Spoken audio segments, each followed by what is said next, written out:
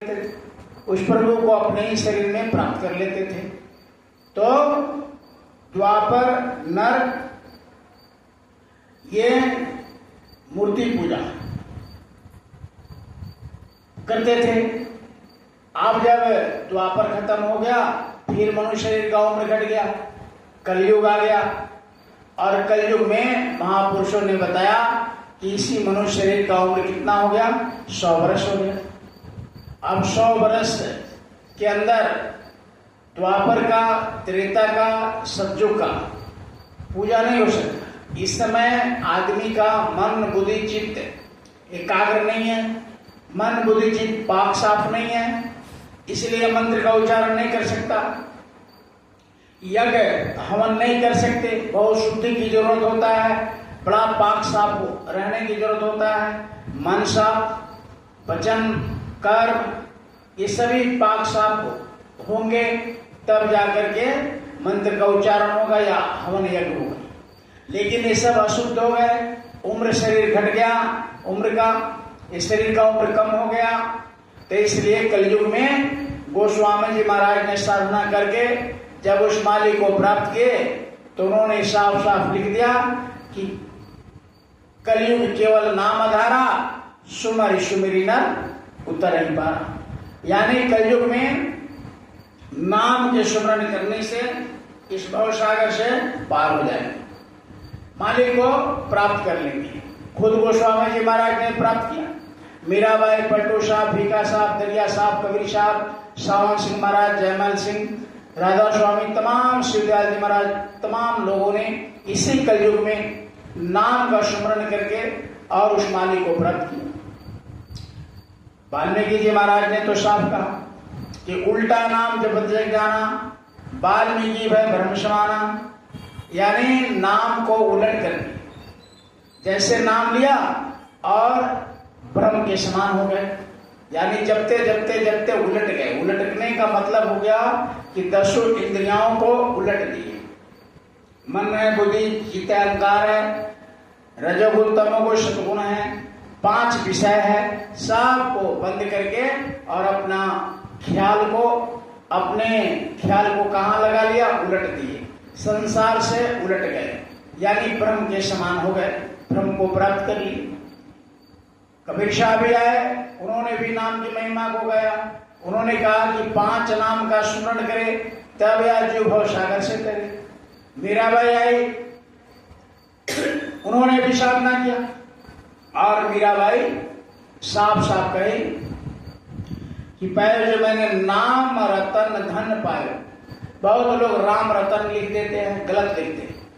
वो मीराबाई के जो उन्होंने लिखा, उन्होंने जो गाया, साफ साफ उन्होंने कहा कि पायो जी मैंने नाम रतन धन पायो, वस्तु अमूलक दिए मेरे सतगुरु, कृपा क्यों अपनायो, पायो जी मैंने नाम रतन धन पायो। कहा कि नाम रूपी रतन धन मिला, कहां से मिला, सतगुरु से मिला। और सदगुरु जब मिले तो मीराबाई के गुरु कौन थे, रविदास जी महाराज, जाति के चमा थे। ऐसे मीराबाई छत्राणी थी, चित्तौड़ की महारानी थी, लेकिन उनको जब विरह वेदना हुआ, भगवान से मिलने का तड़प हुआ, तो जब कोई प्रभु के लिए तड़पते हैं तो कोई ना कोई महापुरुष उनको मिल जाते हैं। तो जब उनके अंदर भक्ति करने का, बचपन से भक्ति करने का ख्याल था, लेकिन रटते रटते उस मालिक को, भगवान को याद करने का, तो अंदर में जब भक्ति का लगन लगा तो उन्होंने बहुत विरह वेदना उनके अंदर आने लगा और इतना मालिक के लिए तड़प होने लगा कि वो बराबर रोती रही, बराबर तड़पती रही और रोते रोते दर्शन के लिए व्याकुल रहती थी। आंख को बंद किया और उस मालिक के लिए तड़पती थी। तो उनको संत मिल गए, रविदास जी महाराज, जाति के चमार थे, जूता गाड़ते थे चौक चौराहे पर बैठ करके, लेकिन पूर्ण संत थे। क्योंकि संत किसी की रोटी नहीं खाते, संत किसी का ऐसे नहीं खाते। जो सही में संत होते हैं वो अपनी मेहनत मशक्कत की कमाई खाते हैं, वो दूसरे को मांग कर नहीं खाते, वो मेहनत करते हैं और मेहनत की रोटी खाते हैं। वैसे संत होते हैं।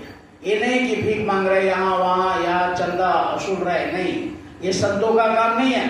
कहा कि संत नहीं भूखे तेरे धन का, उनका धन है नाम रतन का, भूखे दुखे क्यों खिलवावे।